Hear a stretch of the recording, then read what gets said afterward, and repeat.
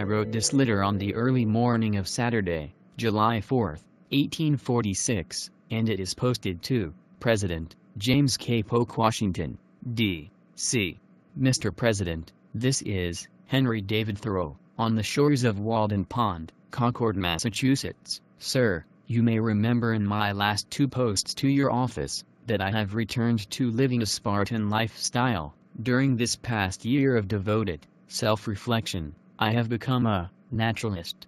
I am attempting to clear my mind, as to fully contemplate the meaning of life. I have been utilizing my greatest powers of clarity. Sir, if I may, this is an example of my most recent reflections. Ahem.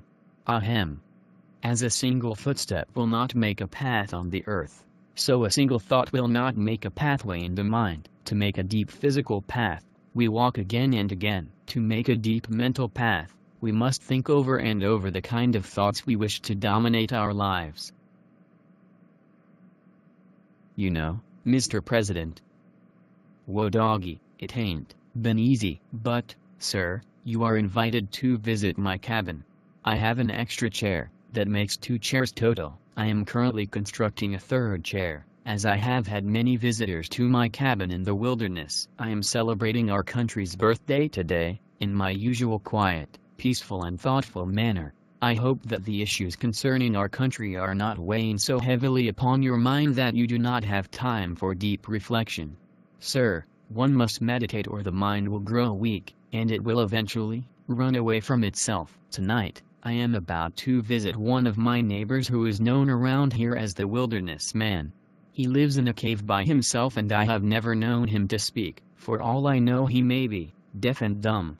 There are tales around here and about that say he was hit in the head by a large boulder falling from a hillside nearby. From what I have seen of this man, I can tell you that he looks powerful and carries himself as if he is a noble savage. My next letter to you, Mr. President, will have details of this meeting, as I hope to establish some sort of rapport with this extraordinary human being. Thanks for your time, Mr. President. Best wishes, Henry David Thoreau.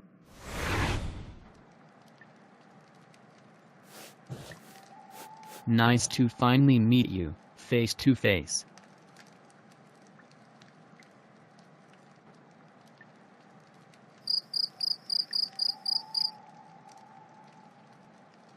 What a great view of the stars.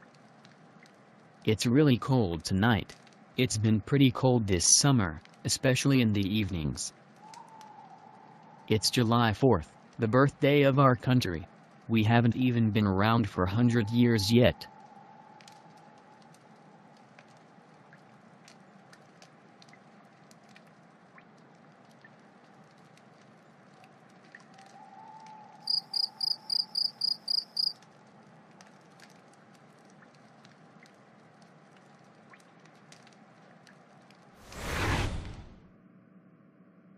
This letter is to President Polk in Washington, D.C. I am posting it in the early morning of Sunday, July 5, 1846. Mr. President, I wanted to write to you while the facts were still fresh in my mind. My visit to see the Wilderness Man was a complete bust, but, I must admit, he was so genuine and unsophisticated that no introduction would serve to introduce him more than if you introduced a woodchuck to your neighbor.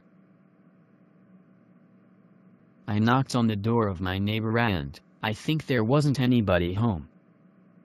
So much for the Wilderness Man. Maybe he is just too wild. Mr. President, I will continue with my deep examination into the natural life, and I will keep you posted as to my latest findings. Walden Pond, Henry David Thoreau. I posted this letter on Sunday, July 5th. 1846, just before sunset. It is addressed to Abraham Lincoln, who is somewhere on the campaign trail, in Illinois, for the Whig Party. Seriously, Mr. Lincoln, you must get this slavery issue corrected, or there will be a civil war in our country. This will not be good for either side. Do what you can with the Whig Party, but you have to get President Polk's ear, or this will not end well. Mr. Lincoln, here in the wilderness, A lot can happen. Yesterday, I spent the day writing an essay, which corrected Hegel's The Philosophy of Right, which had many errors and erroneous statements. Those German philosophers tend to be romantics. I am calling the essay Neo's Perfection. Watch for it in your next Scientific America publication. As for that Thoreau guy, he visited me last evening. Well, he was an okay guy. Maybe I will give him a small footnote in my essay. But he spent the whole evening stating the obvious.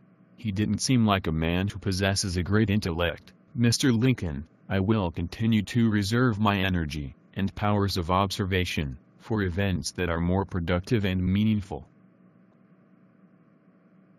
Hey, just this early afternoon. Yeah, I saw this Thoreau guy again. He said he was returning from a walk to town, where he said he had posted a letter. Thoreau looked like he was in need of some advice, so I told him, if a man does not keep pace with his companions, perhaps it is because he hears a different drummer. Let him step to the music he hears, however measured or far away. That's it. I left him standing there like he was bit by a rattlesnake, completely bewildered.